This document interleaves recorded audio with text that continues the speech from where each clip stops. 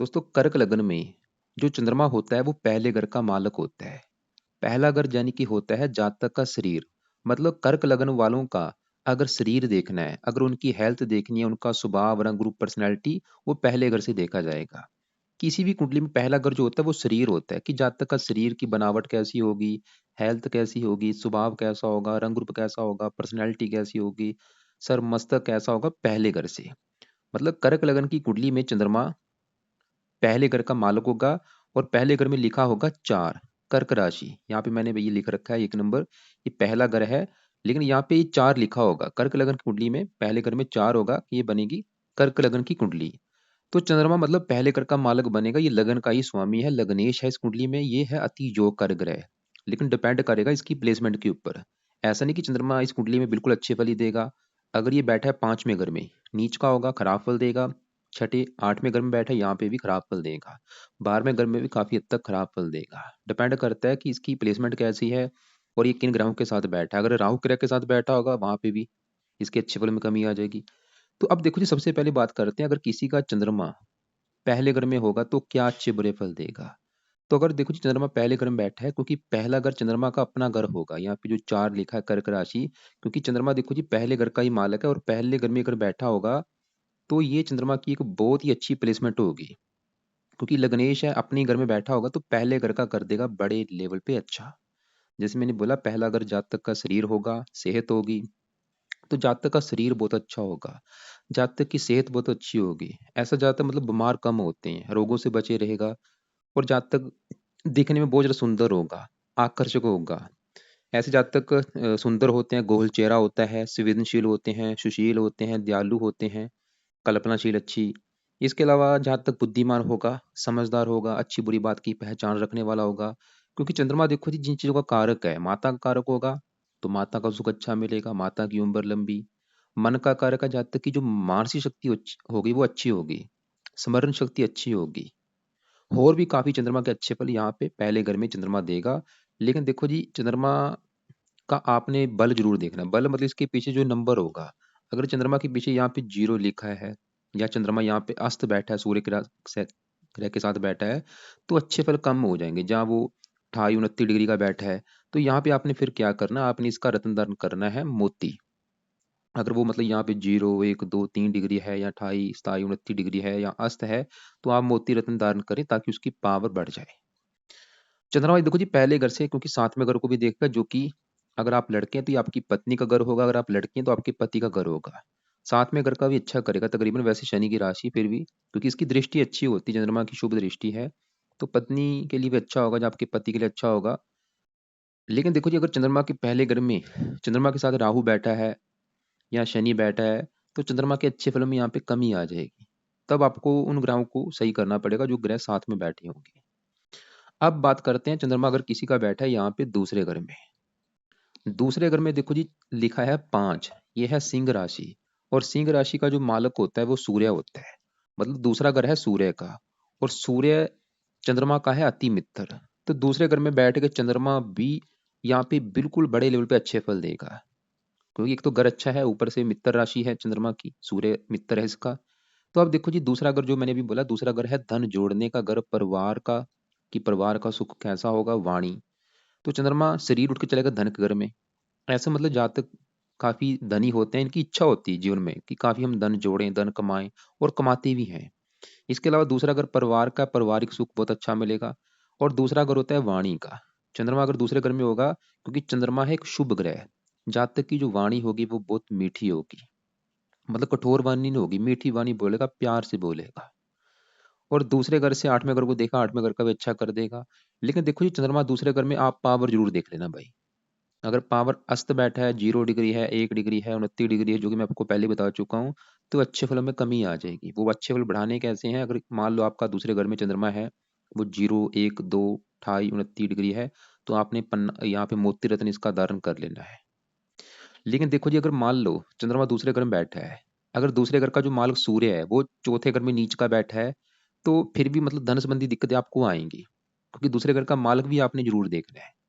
अगर वो मान लो छठे घर में बैठा है, सूर्य छठे घर में हुआ, 8वें घर में हुआ, फिर भी चंद्रमा के अच्छे फलों में कमी आ जाएगी। तो आपको मतलब सूर्य को सही करना पड़ेगा।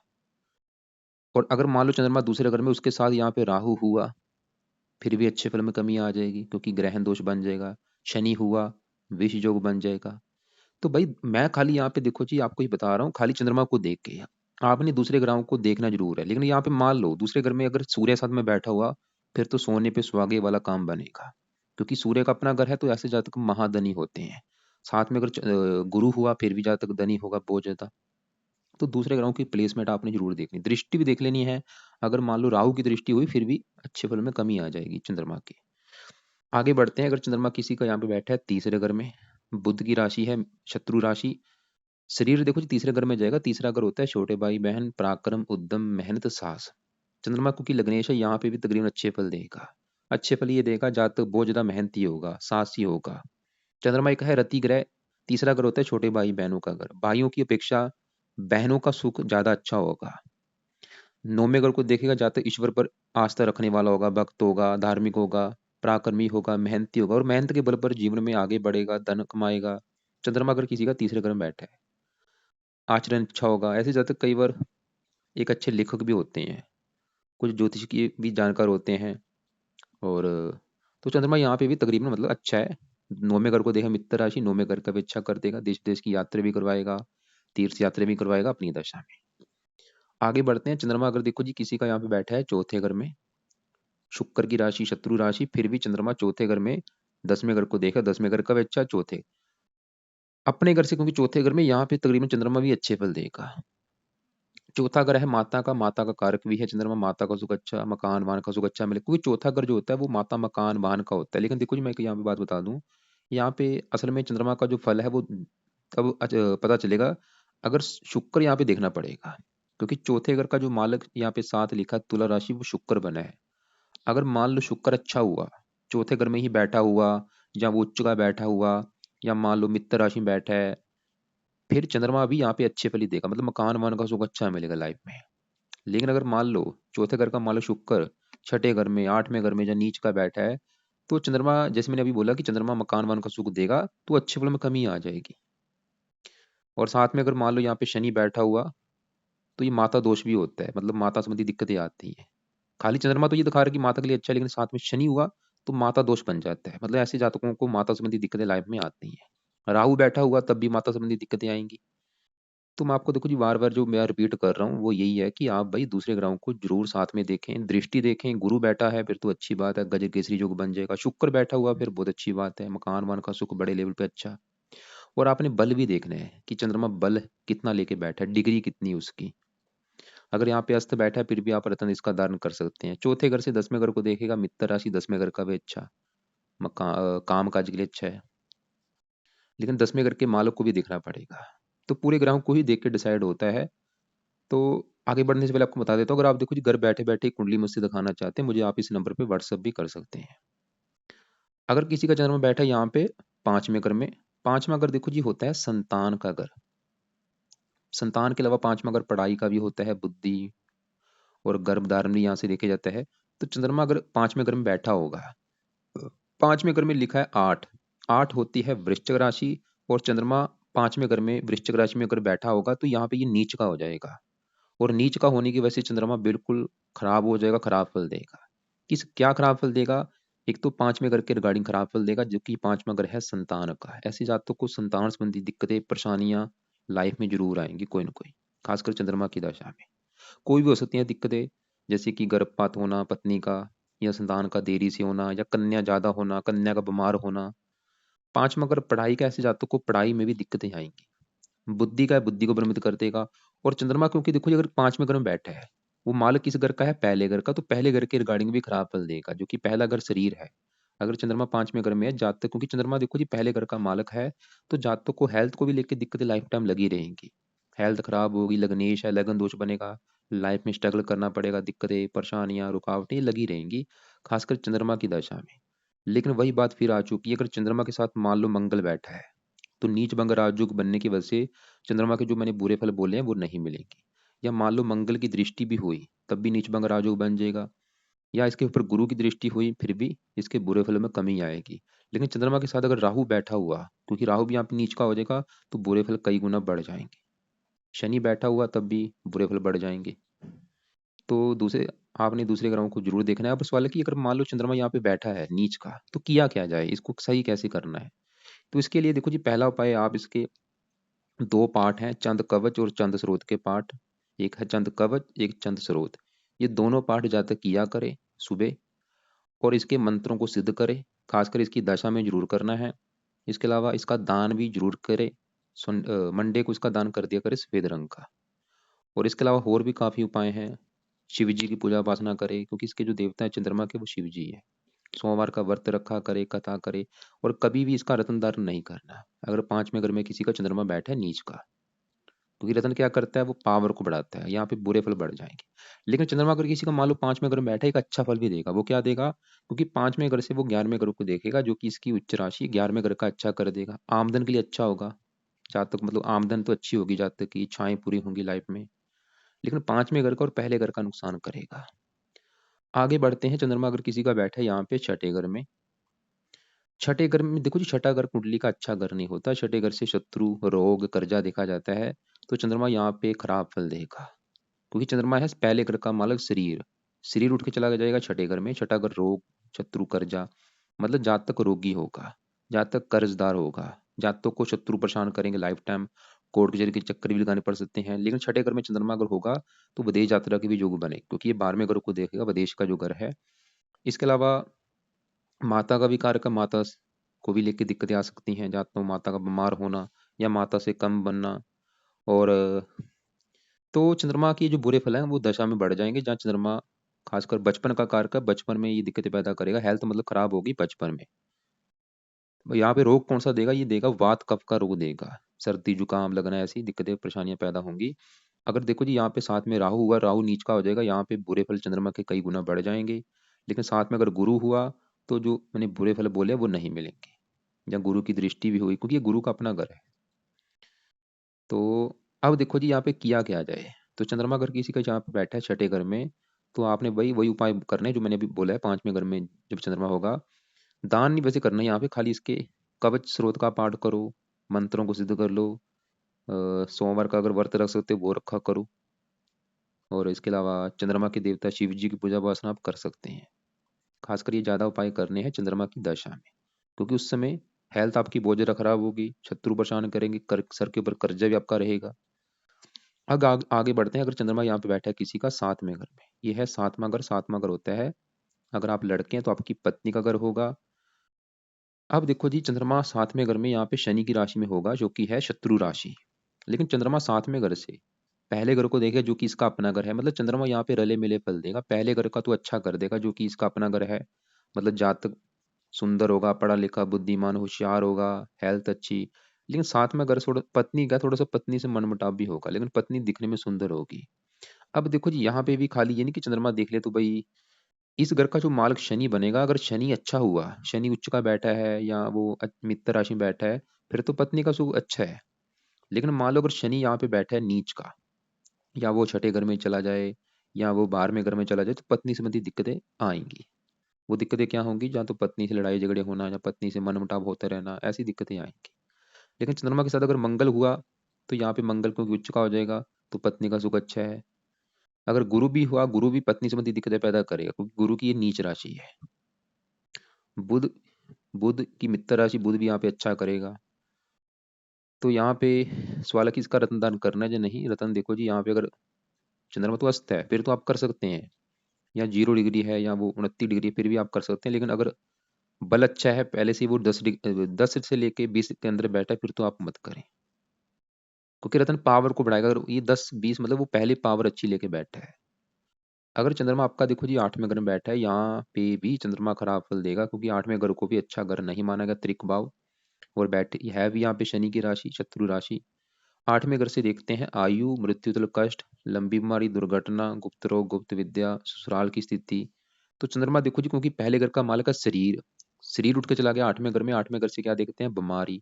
मतलब चंद्रमा यहाँ पे अगर किसी का बैठा है, खराब फल में सबसे पहला खराब फल जो होगा, जातक की हेल्थ खराब होगी, क्योंकि 8वें घर से बीमारियां देखते हैं। कोई ना कोई रोग लगा रहेगा। खासकर चंद्रमा की दशा में जातक बहुत ज्यादा रोगों से गिर जाएगा, बीमारियां लग जाएंगी। चंद्रमा लग्नेश भी है, लगन दोष बनेगा, लाइफ में स्ट्रगल रहेगा, बहुत ज्यादा दिक्कतें परेशानियां। लेकिन ये विदेश का भी घर होता है, जन्मभूमि से दूर भी जाना पड़ेगा। बाल रिष्ट योग बनेगा, जिसकी वजह से ज़्यादा खासकर बचपन में ज़्यादा बीमार रहेगा, या चंद्रमा की दशा में माता संबंधी भी दिक्कतें पैदा करेगा, क्योंकि माता का भी कारक है, मन का कारक है, मानसिक चिंता। तो यहाँ पे आपका अगर चंद्रमा भाई किसी का बैठा है, लेकिन देखो जी वही बात, अगर इसके ऊपर अगर शुभ ग्रहों की दृष्टि हुई फिर तो इसके बुरे फलों में कमी आ जाएगी। अगर पापी ग्रहों की दृष्टि हुई या साथ में पापी ग्रह कोई बैठा हुआ तो बुरे फल बढ़ जाएंगे। तो यहीं पे वही उपाय करने हैं जो मैंने बोला है, पांचवें घर में चंद्रमा के होने पर करने हैं। मतलब इसके मंत्रों को सिद्ध किया जाए, जो कि है ओम सोम सोमाय नमः। चंद कवच का पाठ, स्रोत का पाठ आपने लाइफ टाइम पढ़ना है या सुन सकते हैं। और इसके अलावा शिव जी की पूजा उपासना करते रहें, सोमवार का हो सके व्रत रखा करो, कथा करा किया करो, आरती किया करो। अब देखो जी, चंद्रमा अगर किसी का बैठा है नौवें घर में, यहाँ पे देगा बड़े लेवल पे अच्छे फल। क्योंकि नौमा एक तो घर अच्छा है, ये नौमा ऊपर से चंद्रमा यहाँ पे, ये जो 12 लिखा ये है गुरु की राशि, जो कि मित्र राशि है। चंद्रमा एक तो पहले घर का अच्छा कर देगा और नौवें घर का। पहले घर का अच्छा ये करेगा, जातक सेहतमंद होगा, तंदुरुस्त होगा, बुद्धिमान होगा, समझदार होगा, होशियार होगा।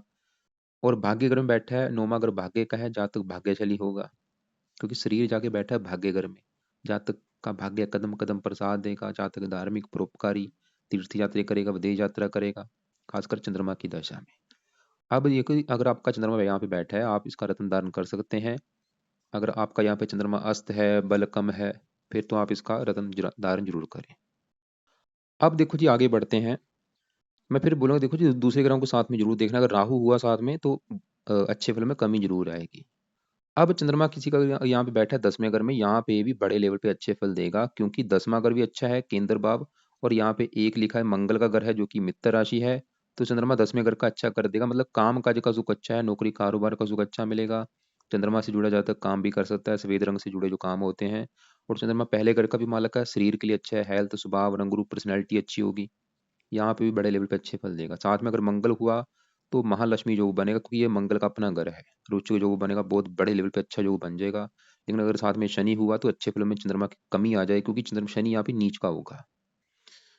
अगर चंद्रमा किसी का यहाँ पे बैठा है 11वें घर में, तो यहाँ पे भी बड़े लेवल पे अच्छे फल देगा, लेकिन खराब फल भी देगा। अच्छे फल भी देगा, खराब फल भी। अच्छे फल क्या देगा, क्योंकि चंद्रमा 11वें घर में उच्च का हो जाएगा, ये जो दो लिखा है वृष राशि। तो चंद्रमा पहले घर का तो अच्छा कर देगा, जातक मतलब सेहतमंद, तंदुरुस्त, बुद्धिमान, समझदार। क्योंकि देखो जी चीजें मैंने आपको पहले बोला, पहला घर शरीर है और शरीर को कर रहा है चंद्रमा रिप्रेजेंट। अगर चंद्रमा अच्छा है तो शरीर के लिए अच्छा है, अगर बुरा है शरीर के लिए खराब है। अब देखो चंद्रमा क्योंकि 11वें घर में होगा, जो कि इच्छा पूर्ति का घर है, लाभ, बड़े भाई बहन, इसके लिए अच्छा है। इच्छाएं लाइफ में सभी पूरी होंगी, बड़े भाई बहनों को सुख अच्छा है। लेकिन शुक्र को भी देखना पड़ेगा, शुक्र अगर खराब हुआ फिर थोड़ा सा बड़े भाई बहनों को लिख दिक्कतें आ सकती हैं। इसके अलावा जहाँ तक इच्छा होगी काफी धन कमाने की, वो धन कमाएगा भी लाइफ में। तो आमदन के लिए यहाँ पे चंद्रमा अच्छा होगा, खासकर चंद्रमा की दशा में जाकर काफी धन कमाएगा। लेकिन चंद्रमा जैसे मैंने बोला थोड़ा सा खराब फल देगा वो, कि सातवीं दृष्टि से पांचवें घर को देखेगा, जो कि नीच राशि है। हल्का सा संतान संबंधी कोई दिक्कतें परेशानियां और पढ़ाई में दिक्कतें परेशानियां पैदा करेगा। लेकिन अगर पांचवें घर का मालक अच्छा हुआ फिर तो चलो जरा दिक्कतें नहीं आएंगी। तो यहाँ पे भी आप चंद्रमा का रत्न दान कर सकते हैं। अगर वो अस्त है, 0, 1, 2, 3 डिग्री है, 27, 28, 29 डिग्री है, तो आप बिल्कुल रत्न इसका धारण कर सकते हैं, मोती। अब चंद्रमा अगर किसी का बैठा है यहाँ पे 12वें घर में, 12वें घर में देखो जी एक तो घर अच्छा नहीं, ऊपर से शत्रु राशि है। तो यहाँ पे तकरीबन तो खराब फल देगा। खराब फल जैसे कि, क्योंकि शरीर का मालक है, 12वां घर होता है हस्तल के खर्चों का घर। 12वें घर से देखो जी क्या क्या देखा जाता है, 12वां घर होता है खर्च, हानि, दान, दंड, हस्तल के खर्चे, पागल खाना, विदेश यात्रा, जेल यात्रा, हत्या, आत्महत्या। चंद्रमा शरीर उठ के चलेगा 12वें घर में, 12वां घर है हस्तल के खर्चों का घर। जातक को हेल्थ को लेकर दिक्कतें आएंगी यहाँ पे भी, जातक बीमार रहेगा चंद्रमा की दशा में खासकर। और 12वां अगर विदेश का, लेकिन यहाँ पे विदेश जाने के भी योग बनेंगे प्रबल। सेटलमेंट भी हो सकती है, अगर जन्म मतलब जन्मभूमि से दूर जाना है। जरूरी नहीं कि विदेश का मतलब किसी दूसरी कंट्री में जाना हो, चाहे अपने ही देश में कहीं दूर जाते हैं उसको भी विदेश कहा गया है। तो जन्मभूमि से दूर जाने के योग बनेंगे। खर्च का वगैरह है, खर्च जातक जहाँ तो खर्चीले स्वभाव का होगा, जहाँ जातक के ऊपर खर्चा जातक जहाँ तो खर्चीले स्वभाव का होगा, जहाँ जातक का धन वैसे खर्च होगा, माता संबंधी भी दिक्कतें पैदा होंगी। और थोड़ा सा चंद्रमा की दशा में ये दिक्कतें पैदा होंगी, इसलिए चंद्रमा के यहाँ पे भी उपाय किए जाएं। इसके मंत्रों को सिद्ध किया जाए, कवच स्रोत का पाठ किया जाए। और इसके अलावा शिव जी की पूजा उपासना आप कर सकते हैं। लेकिन अगर साथ में बुध हुआ फिर तो बुरे फलों में कमी आ जाएगी, या गुरु की दृष्टि हुई फिर भी बुरे फलों में कमी आ जाएगी। तो दूसरे ग्रहों को आपने भाई जरूर ही देखना है। और कुंडली दिखाना चाहते हैं मुझे व्हाट्सअप कर सकते हैं आप इस नंबर से। बाकी इस वीडियो को लाइक करें, शेयर करें। ज्योतिष सीखने के लिए चैनल को सब्सक्राइब जरूर कर लें।